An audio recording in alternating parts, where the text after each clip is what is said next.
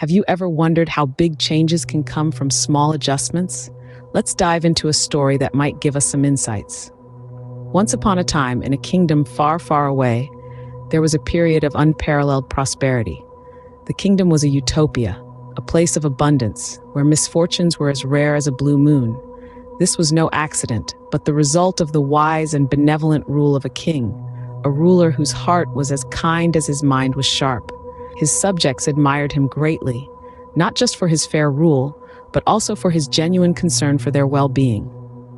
One day, the king decided to embark on a journey. Not just any journey, but one that would take him to the farthest corners of his kingdom. The king, with his insatiable curiosity and love for his people, chose to travel on foot. He wanted to experience the life of his subjects, to interact with them, to share their joys and understand their struggles. News of the king's journey spread like wildfire. People from distant lands eagerly awaited their beloved king's visit. Their hearts swelled with pride, knowing that their ruler was not just a figure on a throne, but a man who walked among them, who cared deeply about their lives. Weeks turned into months as the king traversed through his vast kingdom. He visited places of historical importance, pilgrim centers, bustling markets, and quiet hamlets. He met his people, listened to their stories, and was heartened to see them leading prosperous lives. However, upon his return to the palace, the king was not without regret. His feet, unaccustomed to such long travels, were sore and painful. He had walked on stony, uncomfortable roads, and he couldn't help but think about his people who had to tread those paths every day. This thought troubled him greatly. Little did the king know, this journey would lead to an unforgettable lesson. The king returned, joyous from his journey, but with an unexpected regret. In the grandeur of his palace, he found himself nursing a pain unlike any he had ever known. His royal feet, unaccustomed to the long walk, bore the brunt of his adventurous trip. The stony roads of his kingdom had left him with an intolerable ache, a stark reminder of the miles he had covered. His heart ached too, not for himself but for his subjects. He imagined them, the good people of his realm, walking the same stony paths every day. How did they manage, he wondered? How did they bear the sharp stones under their feet, day in and day out? His concern for his people, their comfort and well-being, overshadowed his own discomfort. And then, in a flash of royal inspiration, he came up with a solution. A drastic, unprecedented solution. "Cover the roads with leather," he commanded. His voice echoed through the vast halls of the palace, a resounding proclamation of his care for his people. If the roads were the problem, he reasoned, why not change the roads? Make them comfortable, easy on the feet. Leather would do just that. His ministers, loyal and steadfast, were taken aback by this unusual decree. Leather to cover the roads of the entire kingdom? The thought was staggering. It would require the slaughter of thousands of cows, a fortune in the kingdom's wealth. But the king's word was law, and they were left grappling with the enormity of his command. An unusual order, wasn't it? But wait, there's more to this story. The king's dilemma was far from over. His solution, while well-intentioned, was not without its flaws. The challenge now was to find a way to ease the king's concern without turning his kingdom upside down. The stage was set for a wise solution, one that would change the course of the king's rule and leave us with a timeless lesson. But that, dear listeners, is a tale for another time. Sometimes, the simplest solutions are the most effective ones. The king's order had sent a ripple of shock through his council of ministers. Confusion was etched on their faces. Concern filled their eyes. The king's solution to his problem was without a doubt ambitious, but it was also impractical and costly. The thought of slaughtering thousands of cows for their leather was unthinkable, not to mention the vast amount of money that would be required. The ministers found themselves in a predicament, wanting to fulfill their king's wishes, yet being aware of the impracticality of the task. In the midst of this confusion, a wise minister rose from his seat.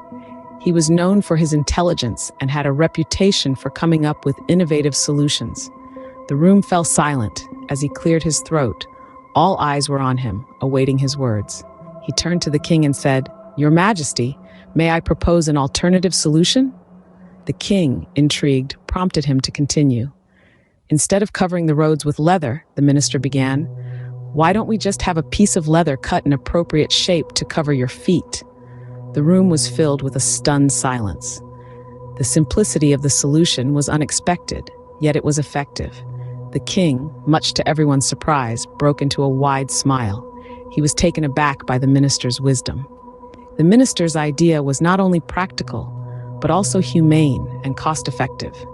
The king applauded the minister for his wisdom and immediately ordered a pair of leather shoes for himself. He encouraged his fellow countrymen to do the same, to protect their feet from the rough and stony roads. A simple solution, yet it changed the king's perspective completely. It's not always about changing the world, but about changing ourselves. The king found himself taken aback by the minister's suggestion. It was so simple, so obvious, yet it had never crossed his mind. His eyes widened as he took in the wisdom of the words, understanding dawning on his face. A smile slowly spread across his face, replacing the frown that had been there moments before. He realized that he had been so focused on making the world more comfortable, he had overlooked the simplest solution. In his desire to ease his people's journey, he had almost caused unnecessary harm and expense. The king marveled at the wisdom of the minister's words, appreciating the depth of the insight. The king's surprise soon turned into admiration for the wise minister. He clapped his hands together, a sign of his approval. "Indeed," he said, his voice filled with newfound understanding. "Why cover the entire world with leather when we can cover our own feet?" And with that, he made a decision that would forever change the way his kingdom functioned. He ordered a pair of leather shoes for himself, a simple solution to his problem. But he didn't stop there.